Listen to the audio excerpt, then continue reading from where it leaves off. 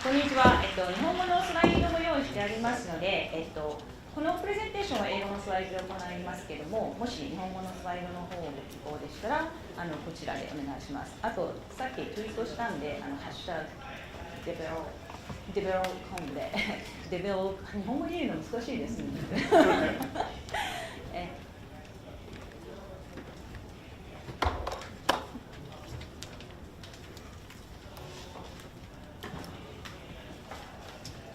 Again, my name is Tomomi Imura, and today's topic I'm going to talk about is creative content for better developer experience.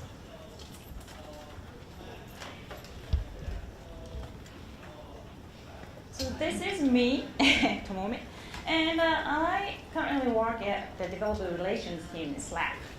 I wonder if anybody uses Slack here. Do you use Slack? Yeah? Oh, cool. Wow, it's almost everybody here. So I put the stickers around here. So I hope you get some stickers and make sure to place the sticker on the right angle. You know what I mean? Look. Oh, yeah, I have to show it. The pink one is on the bottom. You know, because I already saw somebody did it the wrong way, so I had to just warn you. I had to make sure. I think you did right. Awesome. So I'm in charge of the API at Slack.com site. So I write documentations, I write tutorials, and occasionally I speak in events and stuff. And besides my day job, I do advocate like open web and technologies. I'm speaking about technologies, and mostly like JavaScript and Node.js. So in fact, last night I was actually at Tokyo JS and speaking about some bots and AI in JavaScript last night. I was very cool there. I love you in useless hack. I did a lot of stupid things. So if you take a look at my GitHub account, you see a lot of stupid hacks I've done. And and also I live in San Francisco. I actually have some ties in Tokyo because I do an advisory role at Code Cursor. And they are probably the first Silicon Valley style coding bootcamp here. And especially we're targeting women. We encourage women to code. All right, so it's a little bit more about me. It's more like my background. So I've been working as a developer evangelist or developer advocate in so many different companies actually, including small startups to big corporate to maybe I work at unicorns too. And each company does really differently. So there's no one thing, like one textbook way to say, oh, developer relations have to be done in a certain way because the size of the companies or maybe number of developers they have or APIs and tools and platform they offer, it's all different. Or maybe budget is different too, right? Big company can send you to some world tour. You can travel all over the world. Or maybe small companies don't have budget for this. So I try to talk about something. Again, I can't talk about one thing to fit all, but let me just talk about my experience. So again, I'm from Slack, but this talk is not about just Slack, how Slack operates how Slack operates DevRel. It's not about, it's just simply talk about my own experience here. So most of my focus is documentation, writing documentation and creating content, like developer content. So these are actually media I've written my articles so far. So mostly like blogging, like online media. And I haven't published any books yet, but I do, I actually have no plan. But I do some technical editings for O'Reilly and Pact and some other publishers too, actually. So my friends are all authors, but I'm not. All right, so let me get started from awareness and questions. I think you already have heard those things. I mean, those words, not just the words, I mean, what they are, how you do it, and so many, from other speakers. So you've already heard so many times awareness, equation. We need to get, developers' attentions. But let's see. So my approach is slightly different because, again, my focus is in documentation. So let's see when a developer, or the developers, doesn't matter, let's say just engineers, they try to create something, or maybe looking for some solutions for what they are building, well, how do they find things they're looking for? So that can be like word of mouth, right? Maybe on the Slack, or just from friends, coworkers, or it could be just passively find some information while you're not actually looking for like something on Twitter. Somebody tweeted about it and you find it, or it could be the newsletter, an email, things like that. Or maybe you are actively looking for information on Google or something. You search by yourself. Okay. So let's say somebody, it's more like a passive example. Let's say some developer finds something, some shiny new product, like awesome stuff on TechCrunch, or maybe Product Hunt. Actually, I don't know if Product Hunt is popular in Japan or not, but this is a website. It's more like a social site that people post about cool products and people find about new stuff. It's quite popular, at least around me in San Francisco. So anyway, when somebody finds out about some cool new stuff, they're like, whoa, that sounds really awesome. But what we want is not just somebody impressed about your product. We want them to use your product, right? In this case, use the APIs of tool or your platform. So let's say if a developer or developers find something like about use cases, how to use this API, what other companies have done with your APIs or services. Oops, sorry. Or maybe you find really cool tutorials, like hands-on, easy to follow tutorials. Then in that case, those people wow, sounds awesome. But not just this, they're gonna be like, ooh, maybe I can do this too. I wanna try this. Or maybe even better, they actually try the tutorial, right? So that's actually the acquisition part. So what an important thing here is to get developers' hands dirty, right? So we want them to use your stuff. So one of the things you can do is like workshops, right? Like hackathons. We all hear about this all day today. And blogging tutorials, docs, videos, webinars. And then my focus here is a blogging tutorial. Again, I'm a content person. Oh, I probably didn't really say that. So I'm actually a developer relations manager at Slack, but I'm actually in a content team. So I'm more like a content manager person. So that's my focus.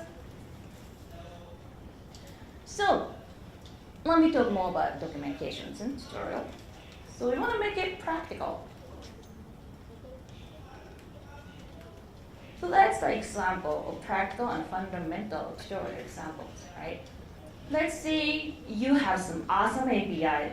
Let's say that's the name of your API, let's say. So you want to probably write about something for the beginner. I say beginner, but somebody who have never used your APIs. So you want to make them to start using it. So 101, like awesome API 101, or something like a beginner guide of awesome API. Or if you have some SDKs, in this case like Node.js SDK, you want to probably write about it too. Something like getting started with awesome API is Node.js SDK.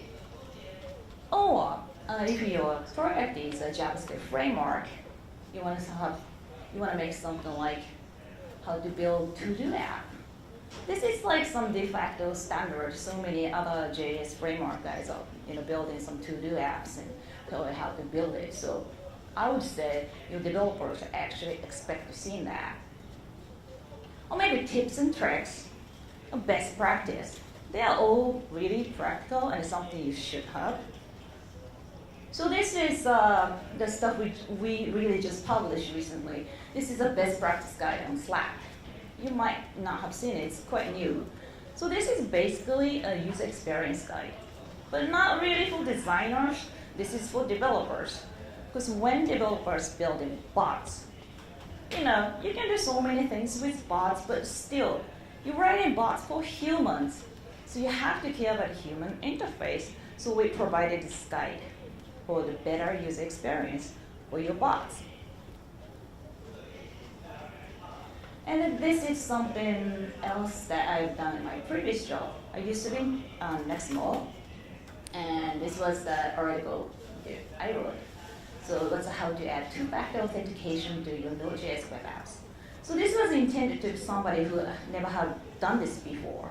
So people probably Googled like looking for some solution for 2FA, because that's something like everybody does these days, right? Instead of just typing password, you get some text notifications to authenticate your app.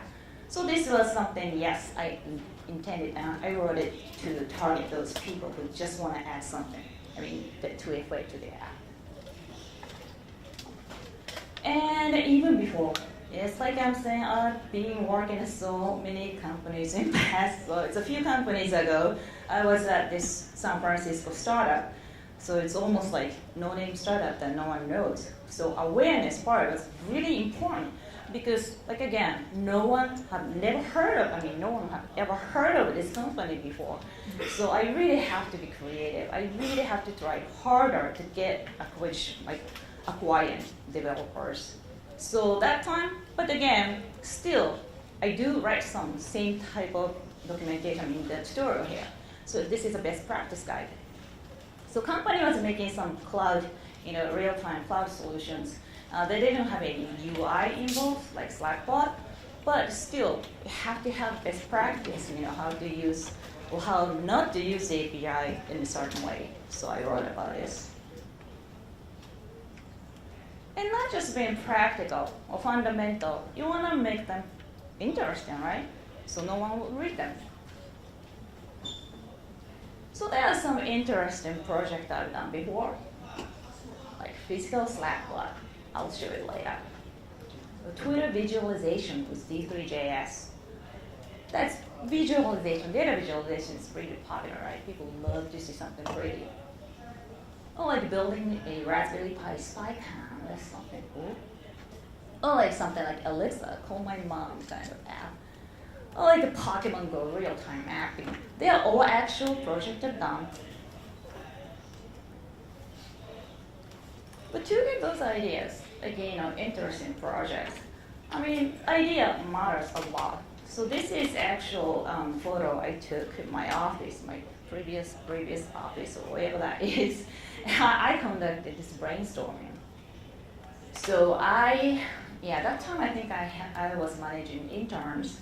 So we got interns and developer advocates and some other people from marketing engineers. So not necessarily everybody was in DevRel, but I invited some people, sales too. So get ideas. The thing is, basically, I was asking them to just write down some ideas, what we should write about, what would be the interesting to have with our own APIs. So I had two parts. The part one, I don't care what that is, if it works or not, just write down any ideas. Stupid ideas, doesn't matter.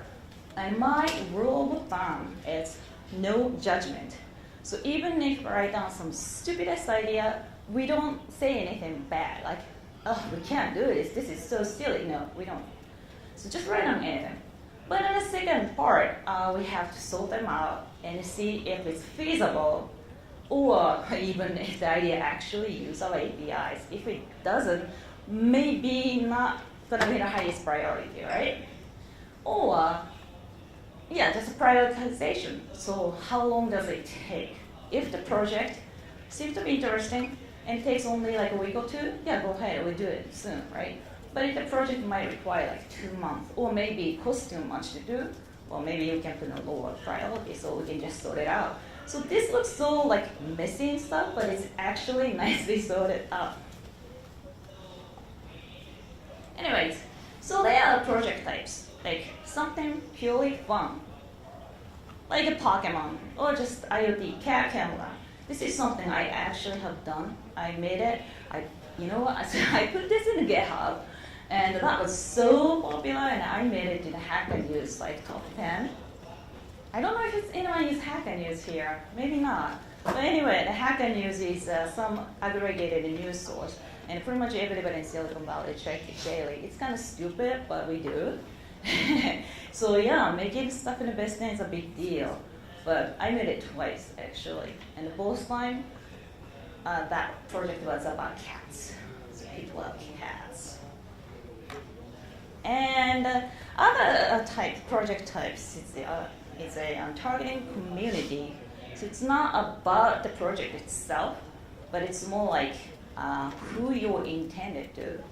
So something like targeting JavaScript, like React communities, or like a D3 community.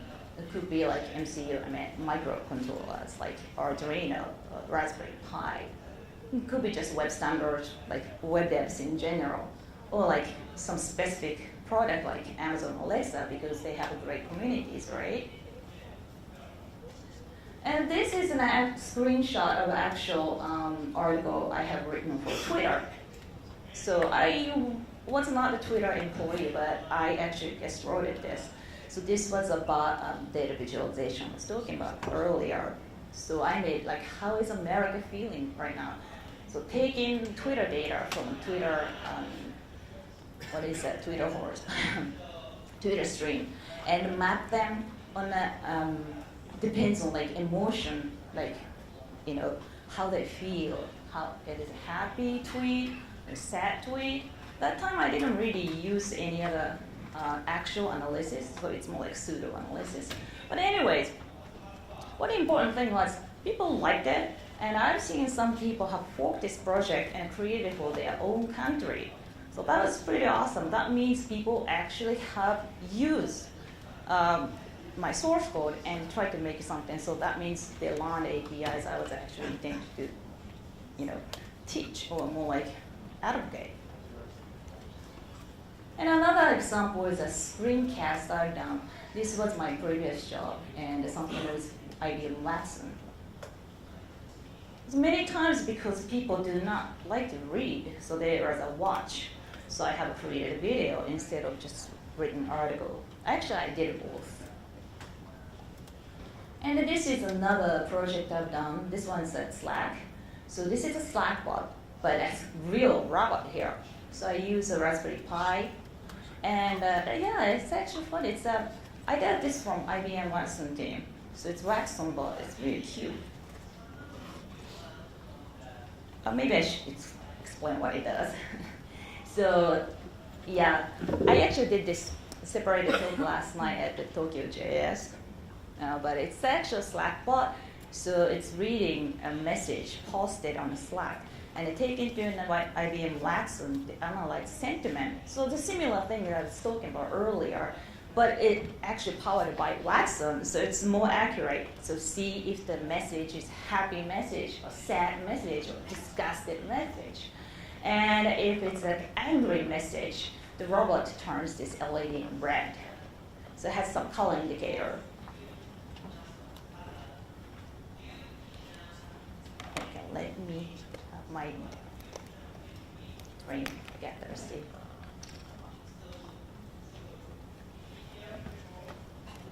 But then, imagine this. Not everybody in a company exactly understand what you do.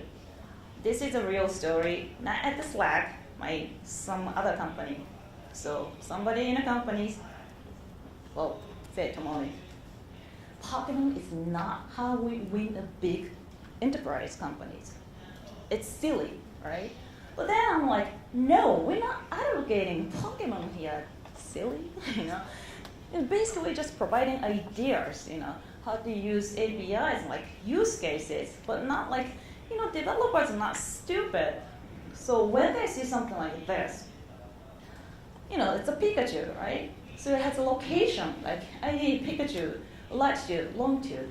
But when our developers see this, they can immediately, well, I don't say immediately, but they can just adapt it, like apply to some real business out here.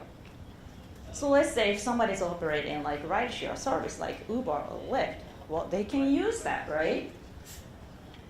So, yeah, same principle. Just get the ID of car, latitude, longitude, and this was actually about real-time mapping API. Well, not API, real-time API. So, okay, so let's say you got interesting articles written, but then, well, to make it like, you know, make all the developers out there to read your article, you gotta go social. Not all of your developers actually follow or RSS feed your blog post. You gotta go social, so they know. So this is something using on Twitter, right? So it has a tweet from Slack, and it has nice pictures and stuff. But so of course, it's simply if your tweet looks more attractive, you get more clicks, you get more, retweets. So in this case, if you have some nice pictures, it's more likely to be clicked than no picture. So, well, you gotta use just some meta tags. The Twitter has Twitter card data, and Facebook has their own. I think Google Plus has its own too. So you gotta do that. Also, you can syndicate. There are so many developer-focused social space out there. You gotta take advantage of them. So Tweet is great. Maybe Google Plus, maybe, but Stack Overflow. So you don't just randomly post your articles there, but you gotta find, if somebody's looking for certain solution that actually you just wrote about it, then here you go, just answer this person with your blog post, obviously. Or just Reddit, Google Plus, Hacker News I was talking about earlier, or maybe Slack in some specific group if you're a member, the newsletters. And other things like CodePen and Glitch. So they're a little different. They're not just a social media. It's more like this, really designated for the developers. So let's say if your code example is not front-end stuff like CSS and stuff, use CodePen, and a Glitch you can actually host your code. So let's say you have like Node.js or Python example, you might want to just post your code sample over there. So this is a little different. It's more like not like socializing your documentation stuff. It's more like the code itself, and people can follow, people can learn from that. It's interesting stuff. If you haven't used it, try it. Then adoption and retention. So this is where I'm going to talk about a little bit more about developer experience. You know what? I still cannot put in a presentation mode. Bummer. All right. Did I just launch something? Oh, dictionary. All right. Am I right now? So this is a user experience definition by usability.gov. So it's a government site. So user experience and UX focuses on having a deep understanding of users, what they need, what they value, their abilities, and also their limitations. So I just highlighted this. And I'm switching the word user to developer. See what happened. So developer experience, DX, focuses on having a deep understanding of developers, what they need, what they value, their ability, and also their limitations. I think it's still fit, right? It makes sense. Maybe the abilities might be in some people more beginner, some people expert, or could be limitation, could be language, it can be anything. But it's still, this is true. So this is actually a picture of example of bad user experience. So this is some knob or something on the toilet to flush. And it's just badly designed and people can't really tell how to use, so somebody have to put the note. So basically it's saying, don't pull, push. That's pretty much over it. But you can't tell by looking at it. So I bet there are so many people try to pull it, juggle it, and it broke it, so somebody had to leave a note. Bad idea, because it's designed badly. And this is another example of gas pump, somewhere in the United States, I believe.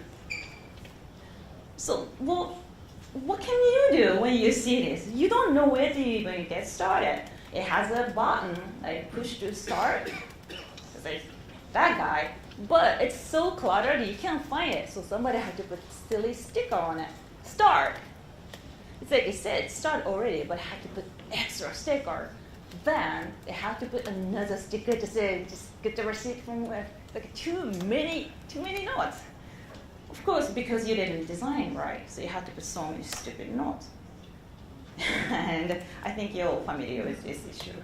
7-Eleven did a bad job with this coffee machine. I actually haven't seen the real thing. Apparently, somebody designed beautiful coffee maker, which no one could figure out how to use. I would never hire a designer who does this, It's so silly. So the thing is, when you encounter a bad user experience, this is a typical reaction, right? You just get confused, have no idea what to do, just randomly pressing a button, do stuff, and you guess, I'm running out of time. You guess and fail, get frustrated, and keep repeating the same procedure over and over. Yay, maybe press this button, didn't work, pissed off. And developer experience, the same thing. Let's say you have really bad API or docs. People react the same. It's like, wow, I don't know how to use this, so I have to just guess. Oh, right, use this API. Oops, it failed. You gotta try a different method. Just make it up. Oops, failed. And it's just nothing working, totally pissed off. Okay, I have to hurry up, sorry. So these are like example pull documentations and tutorial examples. Like no documentation is obviously bad. Full onboarding experience is bad, obviously.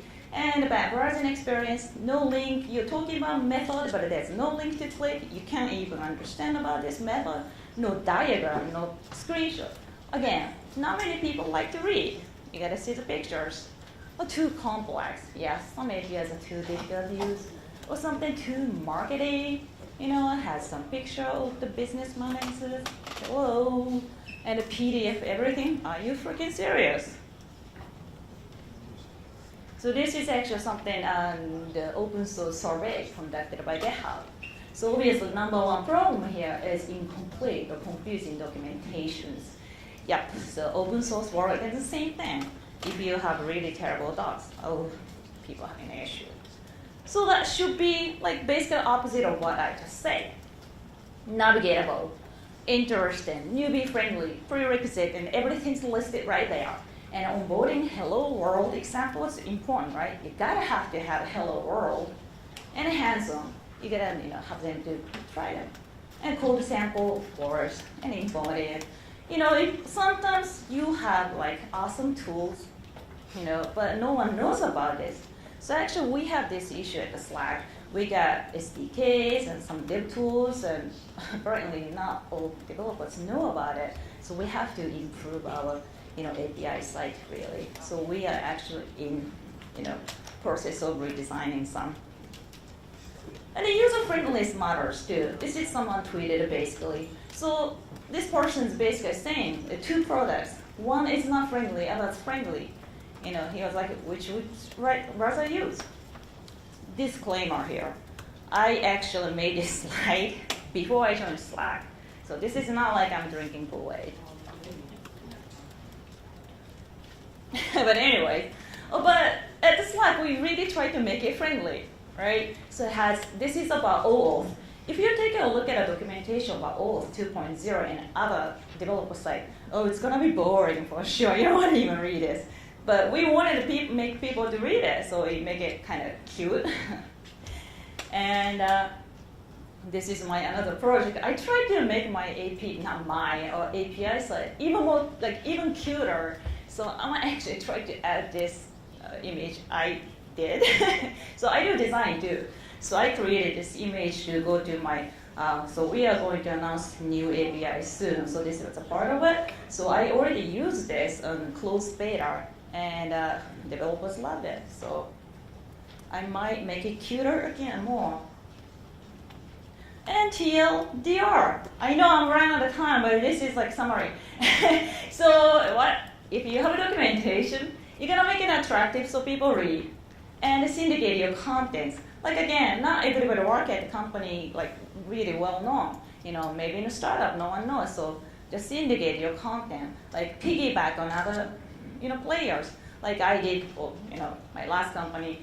I wrote about some IBM stuff, right? Just piggybacking IBM's popularity. They tweet about it, cool, right? And it goes social. And of course, you need to improve your developer experience to keep developers engaged. So, because developer experience really matters. I know you're all tired, but this is it. Thank you so much.